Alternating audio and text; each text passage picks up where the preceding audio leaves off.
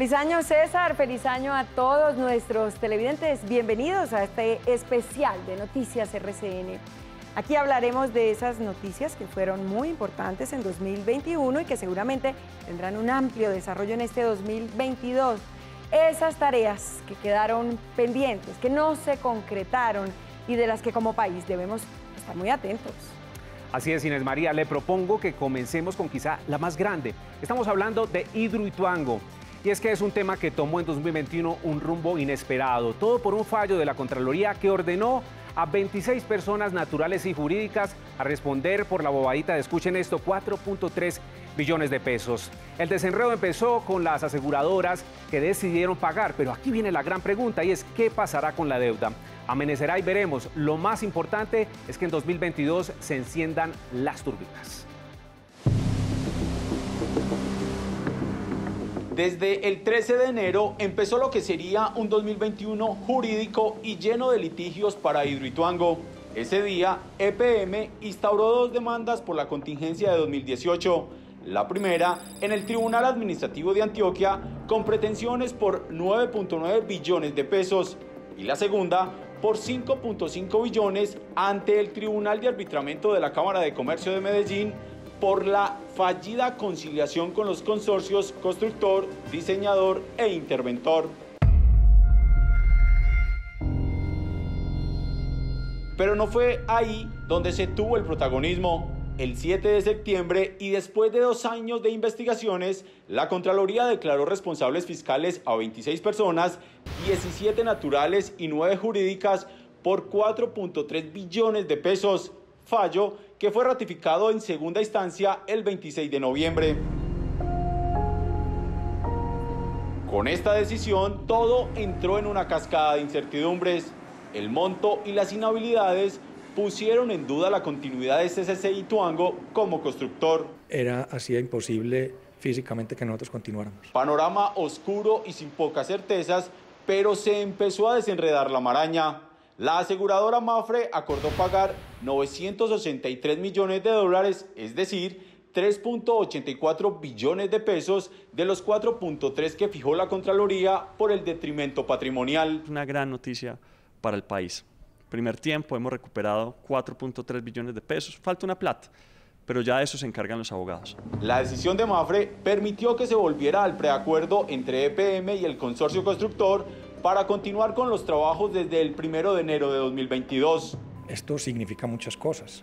Significa que allí no hubo dolo ni culpa grave, porque si aquel par de elementos estuviesen presentes, acá no habría posibilidad del pago de las aseguradoras. Prórroga que al final se firmó el 16 de diciembre, garantizando continuidad en los 80 frentes de trabajo, pensando en la generación de energía con las 2 primeras turbinas desde 2022. Se suscribe tanto por Empresas Públicas de Medellín como por el consorcio constructor con la finalidad de seguir con las obras a partir del 1 de enero por 8 meses de obra y 3 meses de empalme. O sea que esto nos daría una prolongación de la relación negocial con el consorcio constructor por 11 meses. Este carrusel de litigios terminó afectando vínculos como el que se tenía con el Banco Interamericano de Desarrollo. Ante la imposibilidad de tener para el 30 de noviembre resuelta la continuidad de los constructores, exigencia que hacía el BID, EPM tomó la decisión de pagar los 450 millones de dólares del préstamo que tenía con esta banca. O sea, no era un deseable, pero EPM, por el desempeño que ha tenido, está en plena capacidad de cumplir a lo que se comprometió. El avance de las obras es del 86.5%, lo que hace posible disminuir los riesgos de las comunidades aguas abajo y cumplir con el cronograma. Básicamente es terminar esa instalación de equipos, terminar los concretos que faltan, que debemos estar terminando por tarde en febrero, terminar de colocar los equipos y colocar los servicios auxiliares y el blindaje metálico para poder, digamos, en cuestión de la obra civil terminarla. Para garantizar el desarrollo de los trabajos en 2022, el consorcio constructor podrá disponer de hasta 600.000 millones de pesos, dinero que saldrá en parte del pago hecho por las aseguradoras Mapfre y Sura. Y hablaremos, Inés María, ahora de uno de los grandes escándalos de 2021, el contrato entre Mintic y el consorcio Centros Poblados, con el que buscaban llevar Internet a zonas apartadas del país. Pues recordemos, César, que se descubrieron cosas bastante turbias y por eso ya hay procesos de Fiscalía, Procuraduría y Contraloría. Investigan graves irregularidades en la adjudicación. ¿Se recuperará la platica? Recuerden que son 70.000 millones de pesos que están en el limbo. Sin duda, uno de los escándalos del 2021 fue el de la adjudicación a Centros Poblados del millonario contrato por 1.2 billones de pesos para conectar cerca de 15.000 puntos de internet en la Colombia profunda para que los niños tuvieran una educación de calidad y conectada. Sin embargo, con el paso del tiempo, en diciembre del 2020, el propio ministerio puso en la lupa un fantasma de corrupción en el contrato, el cual se fue decantando con el tiempo y era uno claro y puntual. La firma de la póliza, es decir, la que garantizaba el músculo financiero del proyecto, fue falsificada. La espuma del escándalo subió rápidamente al saber que fueron desembolsados 70.000 millones de pesos en anticipo a Centros Poblados, que ya estaban invertidos y por ahora no aparece.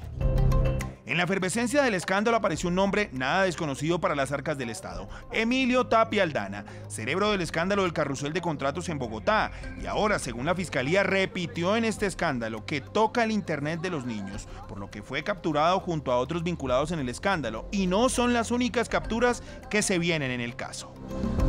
Un juez envió a la cárcel a los 3 primeros capturados por falsificar la firma de la póliza del contrato.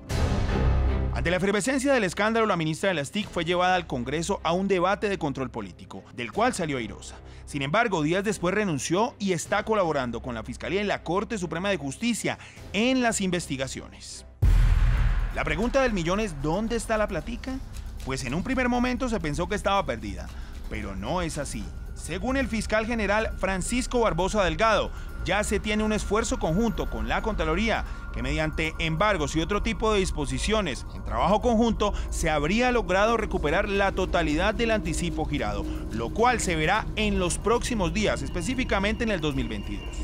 ¿Tendrán los niños de las regiones más apartadas de Colombia internet en el 2022?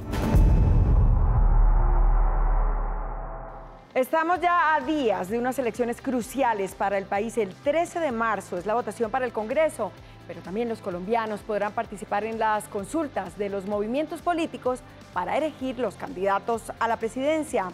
John Posse, explíquenos cuál es el escenario que le espera a Colombia.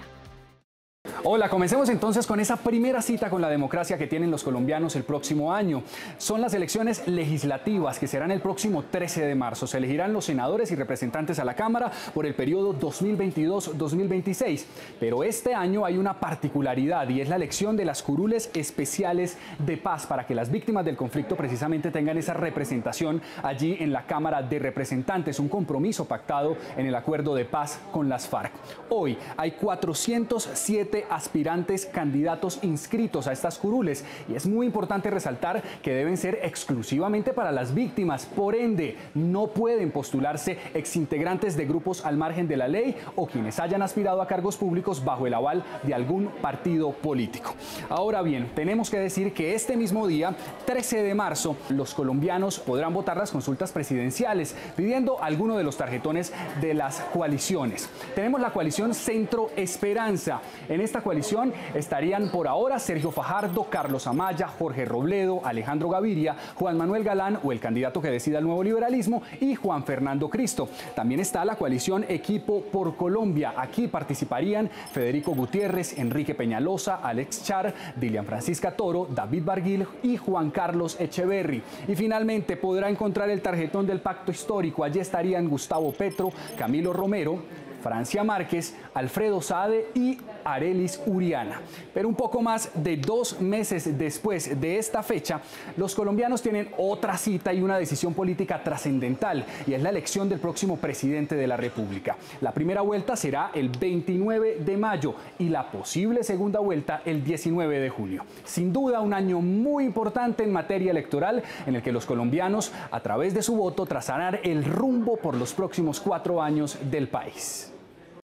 Bueno, y otro tema, Inés María, que ha despertado bastante polémica y que los colombianos esperan, por supuesto, que se resuelva y pronto, es el que tiene en líos al senador Armando Benedetti. Recordemos que fue llamado a indagatoria porque las cuentas de sus ingresos y bienes al parecer no cuadran mucho. Pues para la Corte, Benedetti no ha podido explicar la existencia de 3.000 millones de pesos recibidos entre los años 2002 y 2018. Lo último que conocimos es que la Fiscalía extinguió sus bienes. El 2022 será el año para que el senador Benedetti se defienda sobre el señalamiento de enriquecimiento ilícito. Tenemos en exclusiva las casi 8 horas de indagatoria que rindió el senador Armando Benedetti. Se le imputa el delito de enriquecimiento ilícito de servidor público. Sin duda, el 2021 no fue el año para el senador Armando Benedetti. Por el contrario, parece ser uno para el olvido. La Corte Suprema lo tiene contra las cuerdas por una suma nada despreciable de sus ingresos en 18 años en el Congreso. Dineros por justificar la suma de 2.919.809.595. El primer cara a cara entre Benedetti y la Corte fue en la indagatoria revelada en exclusiva por Noticias RCN, donde le mostraron una a una las deudas sobre sus dineros. Logramos identificar algunos créditos que usted tuvo, pero que no logramos identificar a qué cuenta lo abonó la entidad bancaria. O sea que usted investigó mal. Porque si yo Senador, le voy a pedir el favor que los calificativos los ahorremos. El senador así le explicó a la Corte los movimientos de dinero para un fin de semana, por ejemplo, en Cartagena. Por ejemplo, yo sacaba la plata y me iba para Cartagena. Tenía que meter por lo menos 2 millones de pesos para las tarjetas de débito. Para comprar el raspado y para comprar el mango en la playa. La Corte también tiene en la lupa una lujosa casa comprada en el exclusivo sector de Pradomar, que en el papel quedó en 1.500 millones de pesos, pero que en la realidad el valor fue de 3.600 millones. Aparece como propietaria la esposa del senador Benedetti. ¿A qué se dedica? Tiene una actividad económica de venta de ropa de niños y al mismo tiempo también tiene actividades de esas obras manuales para las fiestas de niños, etc. Ante las dudas sobre sus bienes, la Fiscalía tomó la decisión de someterlos a extinción de dominio. Presuntamente, Benedetti realizó maniobras fraudulentas para incorporar a su patrimonio dineros que no ha podido justificar. El senador Benedetti se ha defendido y ha negado que existan dineros mal habidos en sus cuentas. Y sobre la casa en Pradomar, aseguró que tiene las cuentas claras. Nadie ha negado que haya costado 3.600 millones de pesos. Y además de ello, tengo la trazabilidad bancaria de cómo se pagó. Lo cierto es que la Corte Suprema en el 2022 tiene que tomar una decisión sobre la situación jurídica del senador Benedetti. ¿Cuál será el futuro del senador Benedetti en la justicia? La Corte Suprema tiene la última palabra. Pero ¿no será que la ecuación te volvió y te envolvió? Y seguimos hablando de temas espinosos en la política. Miren, la pandemia del COVID-19 también afectó los procesos de revocatoria de alcaldes y gobernadores. Tras la reactivación solo este 2021, ante la registraduría se radicaron 118 solicitudes de comités para revocar el mandato de 115 alcaldes y 3 gobernadores. La pregunta es si prosperarán o no. Juan Pablo López nos cuenta lo que ha pasado, lo que falta y por supuesto lo que viene. Juan Pablo. 3 gobernadores y 115 alcaldes están siendo cuestionados sobre su idoneidad para seguir en sus cargos y podrían enfrentar un proceso democrático que los dejaría fuera de sus funciones en caso de prosperar. Actualmente hay procesos de revocatoria en curso en contra de los alcaldes de municipios como Orocue, Cartagena del Chairá, Puerto Salgar, Barrancabermeja, Malambo, Jamundí, Ocaña, Morales, Palmira, Río Negro y Girardot, entre otros, pero también en grandes capitales como estas que les vamos a mostrar. Cartagena, Valledupar, Cúcuta, Medellín, Manizales, Bogotá, Armenia, Cali, Neiva y Pasto. Y además, 3 gobernadores, Magdalena, Casanare y Valle del Cauca. ¿Pero qué ha pasado con las revocatorias a lo largo de la historia? Pues esta no ha sido benévola con este mecanismo de participación. Desde la Constitución de 1991, la fórmula no ha funcionado. Después de revisar las firmas, la registraduría autoriza una convocatoria de elecciones. Para que prospere, debe haber una votación específica para lograr la revocatoria del mandato. El número de sufragios debe superar este número, el 55% de los votos válidos en la elección. De acuerdo con la registraduría, una vez revocado el mandato a un gobernador o a un alcalde, se convoca a elecciones para escoger al sucesor dentro de los 30 días siguientes a la fecha en que se certifiquen los resultados de la votación. El 2022 va a ser un año político y electoral interesante. A las elecciones de Congreso, consultas y presidente se sumarán las revocatorias a las que más de un gobernante teme y otros simplemente prefieren ignorar.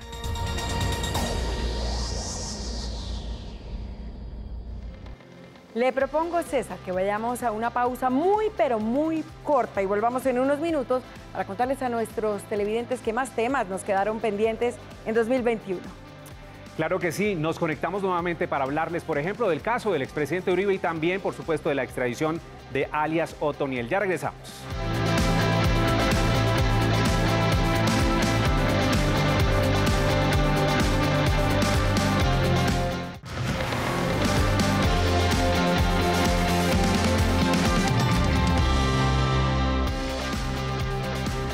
Bueno, gracias por continuar con nosotros en este especial de fin de año. Avanzamos con más temas en los que estaremos con el ojo puesto este 2022. Hablamos, por ejemplo, del caso del expresidente Álvaro Uribe, que aún no se resuelve. Pues César, se esperaba que el 10 de diciembre retomaran la audiencia de preclusión en el proceso por presunta manipulación de testigos, pero la diligencia quedó aplazada hasta el 13 de enero. Sin duda, fue uno de los casos judiciales del año. Así es, Inés María, y seguirá siendo en este 2022 porque recordemos que Uribe pidió ser escuchado en un lapso de 4 horas, algo que le fue aceptado y que se cumplirá en el mes de marzo. Aquí les contamos cómo va el caso de Álvaro Uribe Vélez. El proceso judicial que afronta el expresidente Álvaro Uribe comenzó a moverse con fuerza el pasado mes de julio cuando el fiscal Gabriel Jaimes solicitó precluir el caso. Dedicó gran parte de su intervención a desvirtuar las supuestas pruebas, así como el papel de Juan Guillermo Monsalve, el confeso asesino que señala al exmandatario.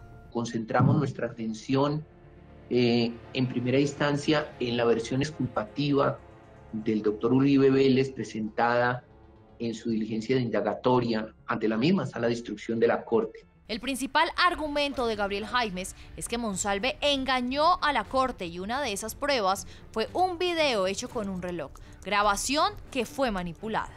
Sin embargo, para la contraparte, señalan que el también ex senador obró con dolo y con conocimiento que estaba cometiendo actos ilícitos.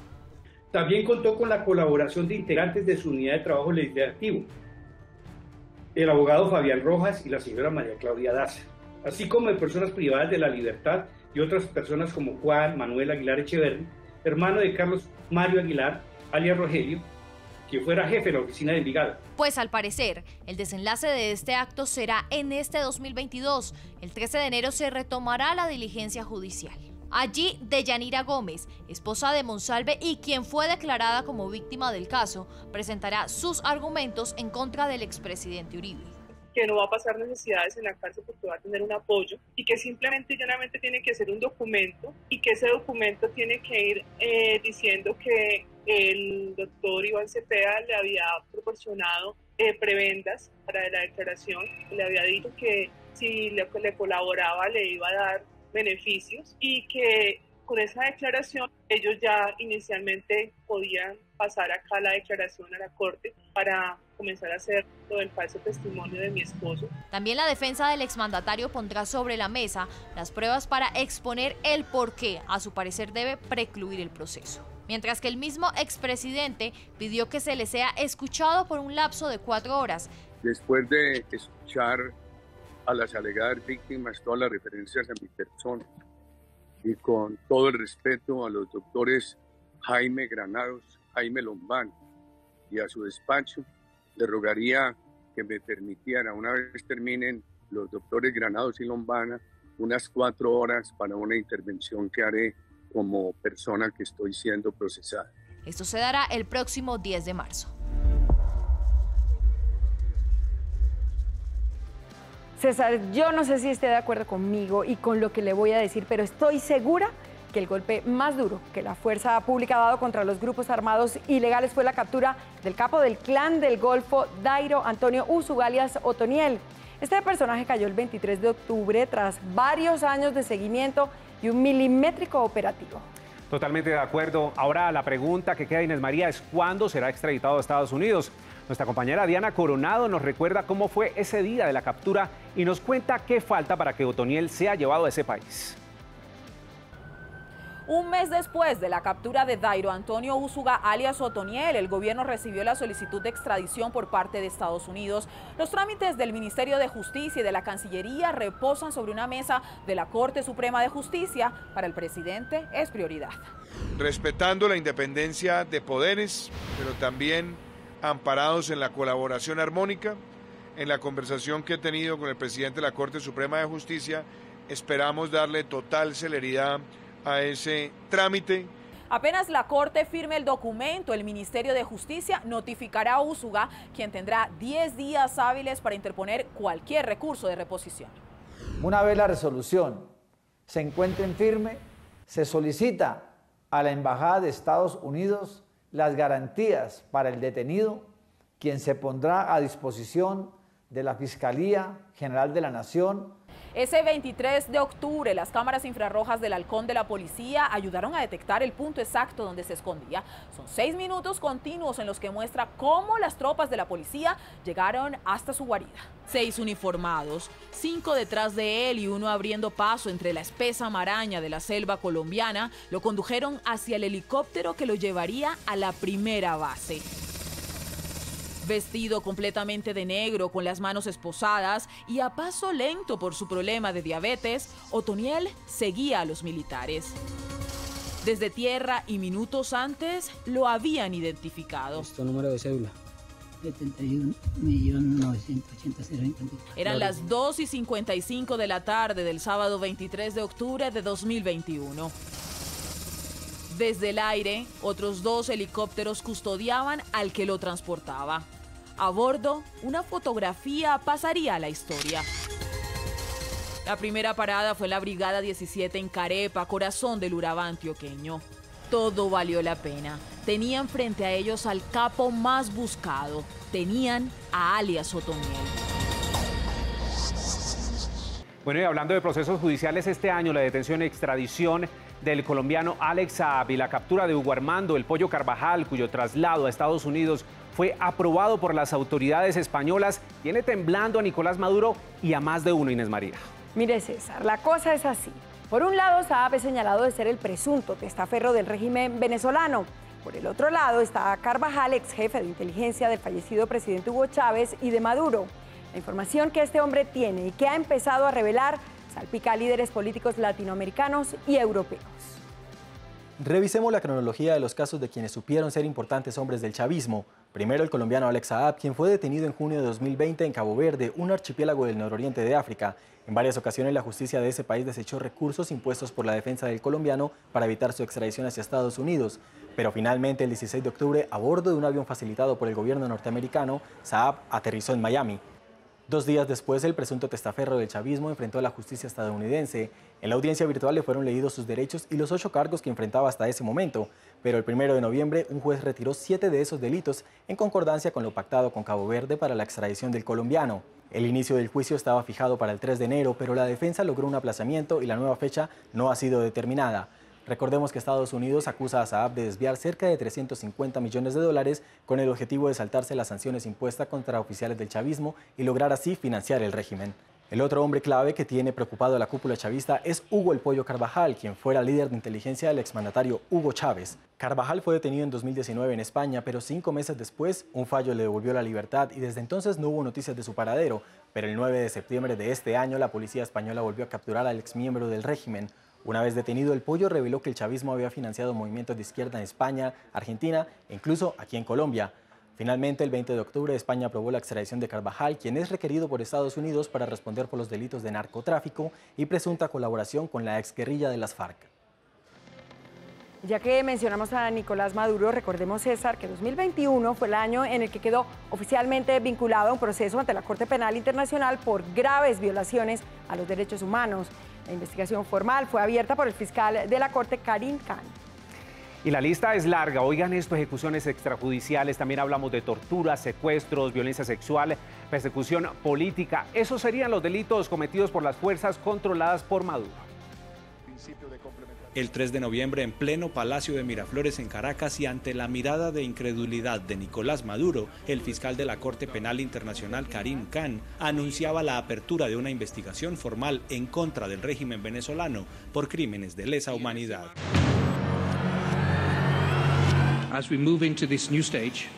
A medida que avanzamos por este nuevo camino, entramos en una nueva fase. Respetamos su decisión como Estado, aunque le hemos manifestado que no la compartimos. No era el punto de llegada, pero sí un avance trascendental dentro del proceso que lleva la Corte de La Haya desde el 2018. Es un pasito más cerca para que exista justicia en Venezuela. Y así lo tenemos que ver, y lo tenemos que ver nosotros desde la perspectiva como abogados de víctimas con una enorme responsabilidad.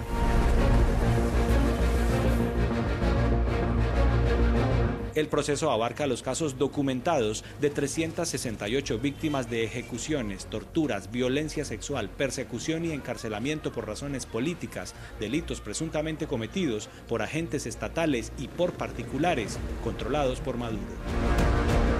Este fue el hijo que me mataron, que me mató el gobierno venezolano. No es una estadística más, era un ser humano, era una persona.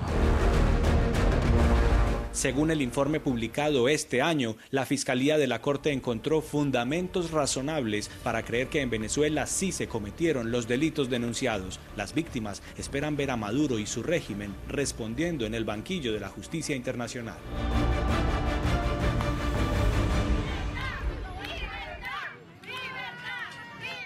Y cerramos este especial con una noticia que conmocionó al mundo: el magnicidio del presidente de Haití, Jovenel Moïse. Solo unas horas después de ocurrido el asesinato, las autoridades de ese país capturaron a varios militares en retiro colombianos señalados de cometer ese crimen. Pues en audios, algunos de ellos habrían confesado que participaron en el asesinato. Sin embargo, César, aún quedan muchas incógnitas. Esteban Pérez, ¿cuáles son los momentos clave para entender este caso? Y lo más importante, ¿cuál es el escenario jurídico para estos colombianos? ¿Qué tal? Buenas noches. El magnicidio del presidente Jovenel Moïse visto desde 3 puntos clave. El primero, por supuesto, tiene que ser el 7 de julio, día en que hombres armados irrumpieron en la residencia de Moïse ubicada en Puerto Príncipe. El presidente recibió 12 disparos. La primera dama también fue atacada. Resultó gravemente herida y fue atendida posteriormente en un hospital de Estados Unidos. 10 días después, luego de su recuperación, regresó al país. Vamos con la segunda fecha importante que sucedió 2 días después del ataque, cuando las autoridades del país caribeño capturaron a varios de los presuntos asesinos del mandatario. La mayoría de ellos resultaron ser colombianos y además militares en retiro. En total son 24, 19 detenidos, 3 abatidos y 2 más que permanecen prófugos. Tercera fecha importante, el 15 de julio. Allí el FBI y el Departamento de Seguridad de los Estados Unidos aterrizan en Haití para investigar y recolectar material probatorio. A finales de julio, una comisión del gobierno colombiano visitó en el centro de reclusión a los connacionales que estarían involucrados. Allí alertan de la precaria situación en la que permanecían. Ahora la pregunta es, ¿qué pasará con los señalados de estar detrás del magnicidio en 2022?